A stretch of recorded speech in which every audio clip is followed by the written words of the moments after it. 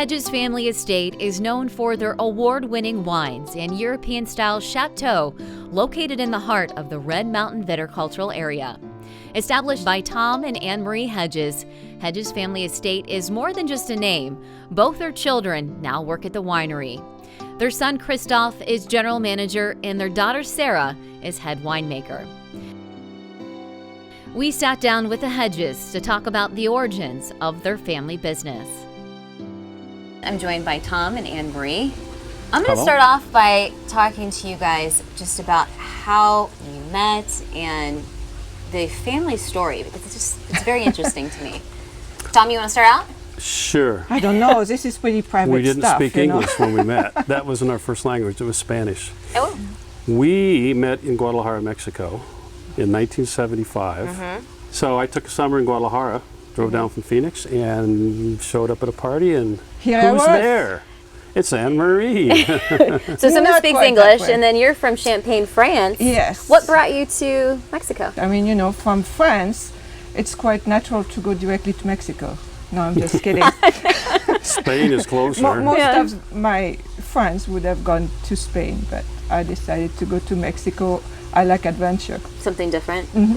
Yeah. You should tell her how we actually met, because that's kind of interesting. It was on a dare. You know, when you are two young girls, you go to a party, you don't know anybody, so you need to find a way to talk to people.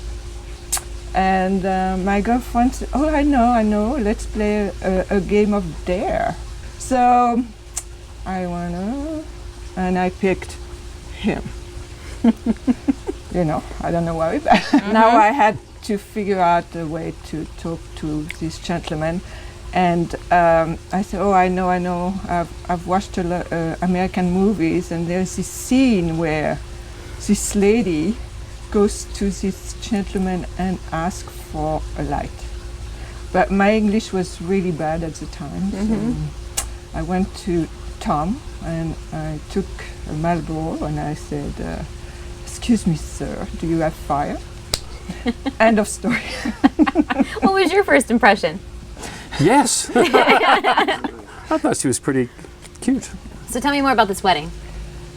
The wedding in France, well, I live in a very small village.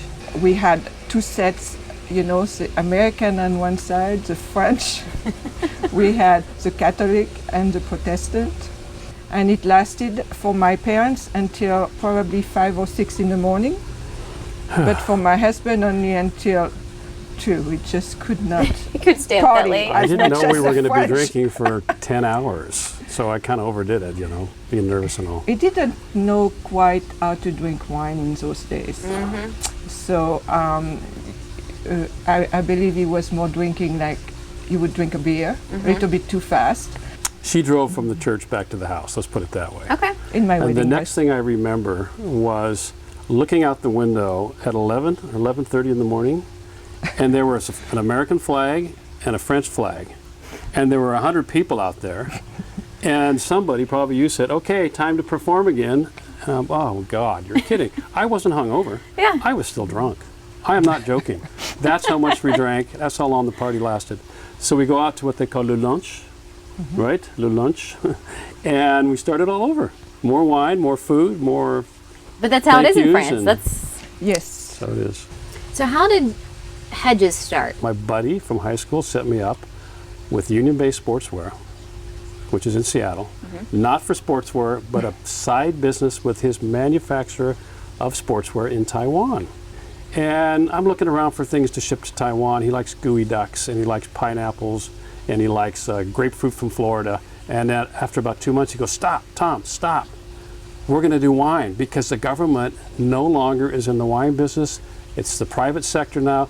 I'm going to be the largest importer of wine in Taiwan. Go sign up all the best wineries on the West Coast. Bang. So we did. So we did. So we're shipping Mondavi and Saint Michel yeah. and Phelps and all these great wines to Taiwan, and I'm supposed to make a lot of money. But that didn't work because they don't drink wine in Taiwan, essentially.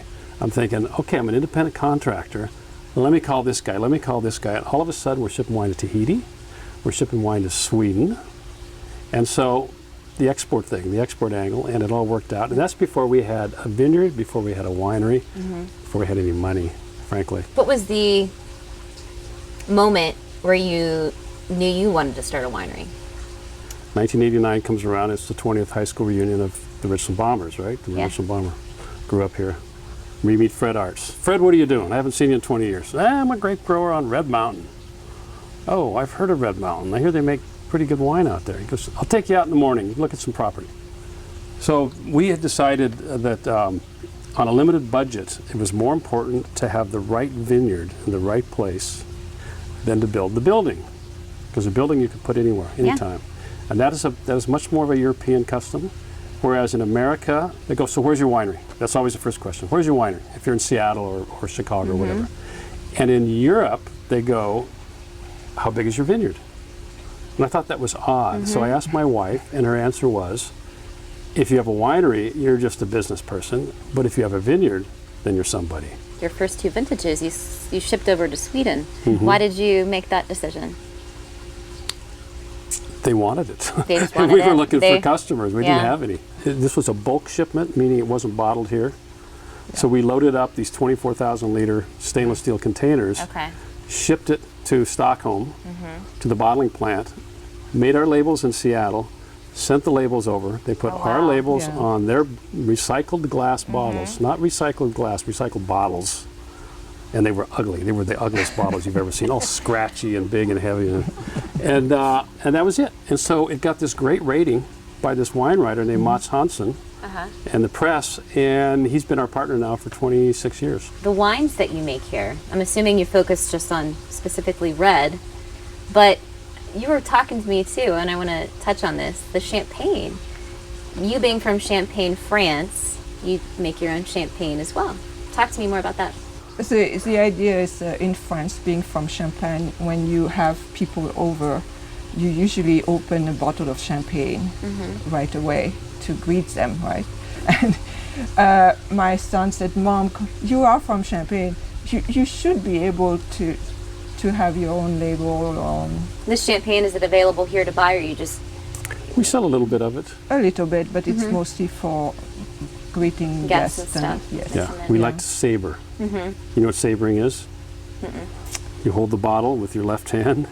Oh, yes. But we use a hatchet instead. We've Americanized the tradition. Instead of a saber, Who we knows? use a Maybe hatchet. if you're lucky, we could saber. We might just before open you a bottle leave. before the day's There you over. go. You never like know. that. And you have a rosé too? Is that? Have a rosé. I saw that when I first walked in. The bigger bottles of rosé. Yeah. We have magnums of rosé. The That's a trade great loves summer those. wine, right? Yes. Look at where we are. It's We should be drinking it's some 90 right now. I mean, look, here we 90 are. Yeah. degrees. I think a glass of rosé sounds like Yes, and I the know perfect rosé in the beverage summer. right now. It's perfect. Yes. You can't go wrong with that. So that's about it. You know, the big thing was we almost sold the business because the kids were doing this and that, and they, one after another, they came back without prompting. They just showed up. Our son showed up, and he says, hey, can I have a job building that library? Yeah. Sure. One thing led to another. And our daughter showed up, and she'd worked at other wineries, actually. And then we had the challenge of getting them to all love working together and love working with us. And the spouses, of course, have to get along. And that took some time. But it's all working out really well now. Welcome to the French way of life. Welcome to the French way of life. Coming up, we talk to Christophe Hedges, son and general manager, about the importance of wine's geography and the future of wine marketing.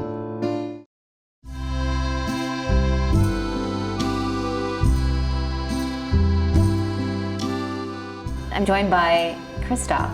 What's your last name? Well, it's on the label. It's Hedges. Well, Let's start.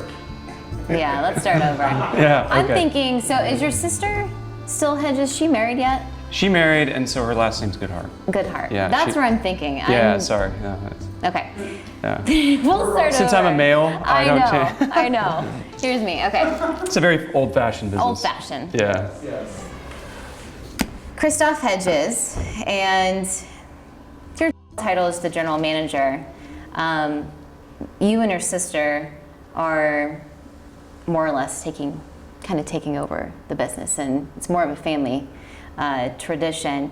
What you bring to this business is you kind of add your little touches. You walk around the property and you see the doors and a lot of the construction, that's kind of your added touch to the property, isn't it?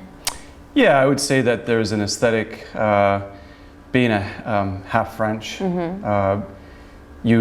want to have a sense of the tradition that we are.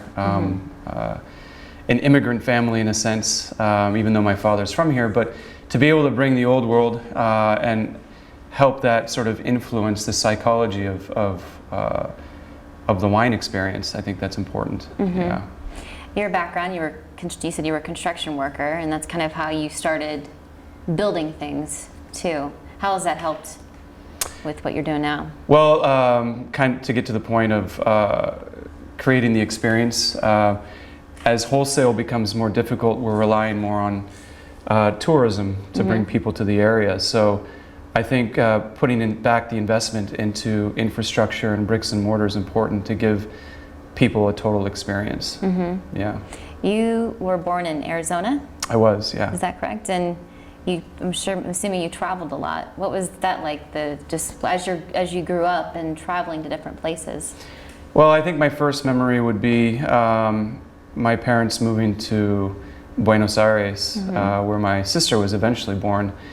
And we, as a family, we always had to assimilate to the culture. So I think that it's important to understand that with those kinds of experiences, you keep a very open mind. It was a great opportunity as a kid to sort of dive into sort of the realm of international understanding of business with such a naive sort of outlook, you know, being a small kid. As I got older, it really helped with international business travel. So you could say it was certainly a step in the right direction. What was your favorite childhood memory growing up? Oh, actually, it has to do a lot with growing up part of the time in France. My favorite thing to do, and you know, this is before the internet, was to go visit castles and explore some of the history of the old country. And so I think that had a lot to do with why I liked playing with Legos and building things the old-fashioned way. So it's fun to be able to do that now. So what are your other tasks, or what other things do you do for the winery besides, you know, Sure. building? So I work with my sister obviously every day. Her and I guess we could say we're both sort of general management, with her focus being in the winemaking side and my focus being on the sales administration side. So my daily duties really revolve around making sure that the flow of our wine is accessible to people all over the world. Not an easy task. There is certainly oceans of wine now, so I think it's important to be a unique and sort of authentic property. When you're trying to sell the wine, what's the main point you try to drive across and to tell people about what makes your wine so unique? Well, the name Hedges on the label is just an identifying mark, a brand, but that's not what makes it unique. What makes it unique is the geography, and geography is an automatic trademark for wine. So when we put the words Red Mountain or Columbia Valley on the front of a label, that actually means something. It means that's where it comes from. And so for us, we're the custodians of this geography in this specific region for our vineyards, and I think that translates to people knowing that they're getting an authentic product from a certain place on this planet. Geography is the #1 thing that plays into a wine. I was told one time by a great import company that if your wine doesn't taste like where it comes from, then we're not interested in buying it. And I think that's the goal of any wine house, is to make sure that you're representing the place in your wine. Yeah. What's your overall takeaway from, you know, you meet new folks, and what is the first impression they have on Hedges wine? Well, I would say if they've never had it, when they look at the label, certainly they might be confused on whether it's an American wine or a French wine. But then when we tell them the story and give them the proper context and they try it, everything kind of makes sense to them. I hope they really enjoy it. We're still in business after 30 years, so I think we're doing something okay. Yeah, and looking ahead to the future, and with what you're doing and what you're doing on property, what's kind of the future of Hedges? Maintenance and tradition, and just keeping it going with a sort of conservative feel. I like to say sometimes we operate as a nonprofit, but it's a nice approach because it slows us down a little bit. But on the finance side, I see the future as going direct to consumer. I think more and more people are becoming very savvy about wine and are comfortable ordering it from their homes on a computer. And I think with that too comes a desire for people to come out and tour the region. And I think everybody here, and I can speak for all the wineries, is that we're ready for everybody to come out, for sure. Coming up, we talk to Sarah Goodhart, daughter and head winemaker, about working with family and the Hedges' commitment to biodynamic farming.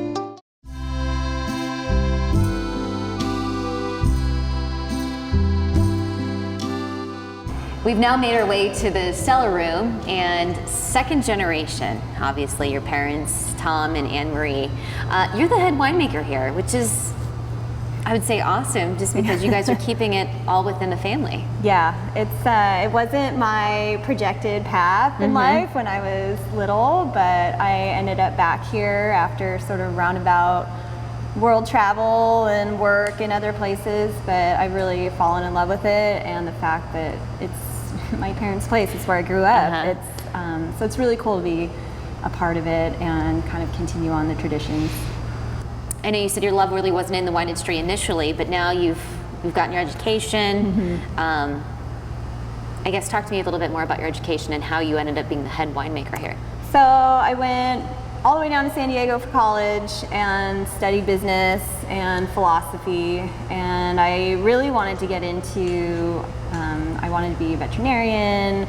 I also wanted to be a singer in Nashville at some point, and I really didn't know what I wanted to do. So when I started dating my now husband, who was working up in Santa Barbara at a winery, I moved up there after college and got a job and really fell in love with fermentation. We were making wine at home in our apartment, and yeah, just not so much winemaking, but fermentation. So I was just blown away. So I asked my husband's boss if I could work and get a job, and he's like, yeah, sure. So we spent a couple of years there, and then the bug really hit, and I was like, this is pretty cool. So we moved up to Sonoma area, and I got a job there at a really great biodynamic winery farm. Learned more about fermentation, rustic bread baking, sauerkraut making, pickles, anything I could get my hands on to ferment. So yeah. Biodynamic farming, you guys do it here. Yeah. Are you the only ones that do it in the area? I think there's about 4 vineyards now that are doing it. We took it a step further, and we're making biodynamic wine also. So it just kind of brings you back to the roots, and looking at your farm and your vineyard as more of a little bit of an ecosystem in its own right, instead of like, I'm growing grapes and I'm going to hit it with pesticides. And so you biodynamic farming is pesticide free. Just tell me a little bit more about it for someone who say doesn't know much about it. So you're kind of taking your farm as it's more holistic, I guess. You're looking at your farm as this whole ecosystem, beneficial insects eating the bad bugs, and trying to promote an environment to where your farm can really sustain itself. You're building up the soil instead of adding synthetic pesticides and fertilizers. So your soil is really, over the years, becoming its own healthy nest, sort of, for your plants to grow in. So it really is, it's a hands-on method because you're paying more attention to what's going on, but it's a hands-off method to where you're trying to allow your farm to sort of farm itself. So what does that do for the wines here? Have you noticed a difference? Yeah, I have. The fruit seems to be a little bit more concentrated, and with the native fermentation that you're doing, so you're not putting in a packaged yeast. So like if you're baking bread at home and you buy a package of yeast at the store and throwing it in to ferment, that's what a lot of wines and how they're made in the world, and we do that here with some of our other stuff. So you're just letting the natural yeast that's in the air and all around ferment the grapes. So instead of putting one type of yeast in there, there's multiple yeasts all over the place. So you've got different yeasts fermenting at different times and doing different things in your wine. So you're getting a wine with a little bit more character, a little bit more interest, because you really don't know what you're going to get and what yeast is fermenting it. And so it's a little bit as a winemaker, you have to be okay with not having so much control. And I'm okay with that. So you're happy with the end product? I am, and because of my rustic bread baking, I was used to, having a starter culture for my bread. So what I do is like a little insurance policy is I go out in the vineyard and about 4 days before I do my big pick and make my little starter bucket with grapes and get a healthy fermentation going, and then using that to pitch the big tank. And your bread, that's something different and unique you're bringing to the area. Yeah, bread has been a passion of mine for a while, since I learned at that winery in Sonoma that I used to work at. And it's sort of my zen space. Like if I'm having a rough day at work and I'm baking bread, it's like I can go turn my dough and just really be in my space and think and meditate a little bit. And the end product is something that everyone enjoys. You're nurturing people with it, and you just can't go wrong with wine and bread and good company. Yeah. It's like the stuff of life. What's your typical day like here at the winery? I get into work around 6 a.m. It's a little early, but I get my crew going. I have a crew of 4 amazing guys in the cellar and my assistant winemaker, Matt, and we really are like a family back here. So I wouldn't be able to do my job without them. They're very helpful. So it's just constant organization of chaos in your head. We're bottling right now. I'm thinking about harvest. I'm thinking about grapes. I'm thinking about selling wine. It's kind of all over the place. So if you're the kind of person that can't multitask, it's definitely not the job for you. You're thinking about this, and then you get asked a question about that, and you really do have to think 2 years in the future, because your wine that you're making this year isn't going to be released for a while. So you really have to think, well, what's the market going to be like? And what are my sales like this month, and how much wine should I be making, and it's a lot of stuff. Back to your childhood, and when you were growing up, you said you didn't picture yourself in the wine industry, and to where you're at today, are you happy with how everything turned out? Yeah, I'm really fortunate to have this great job. I like to keep busy, I like to be active, and it is one of those jobs where you're never quite sitting still, you're always running around. So yeah, I'm really happy with it, and to be out in nature every day and then come inside and doing what I'm doing, and really knowing that the product I'm making could be opened by someone 30 years from now, it's kind of crazy. You have 2 kids. Obviously, you're second generation. Yep. Do you foresee your kids doing what you're doing now? Well, they're definitely going to be working the bottling line in high school and out in the vineyard, and they're gonna do their Hedges Family Estate boot camp like I did. But yeah, they can do whatever they want. And my parents said the same to us. So family business, it can be really, really awesome 90% of the time. There's that 10% where you're like, why am I doing this? Wow. But no, we get along pretty well, and luckily we're all sort of in our own areas of the business. I'm really lucky because I chose production, which I actually worked under my dad's brother, my Uncle Pete, for 10 years. He was head winemaker here, so I had that family dynamic. But yeah, Christoph's more of the visionary, he's the builder, the things he creates on the outside, this grand vision is amazing. I get to focus on more of the little details, the winemaking, the bread baking, the fermentation. So we all sort of have our little pockets, so we don't really get into each other's way too much. But family dinners are always interesting, and you never cannot talk about business. Yeah. So we do try our best, and my mom's sort of the referee, keeping people in line. But yeah, it's got its hard days, but it's definitely, like anything worth it in life, you got to go through that to get the good outcome. Figure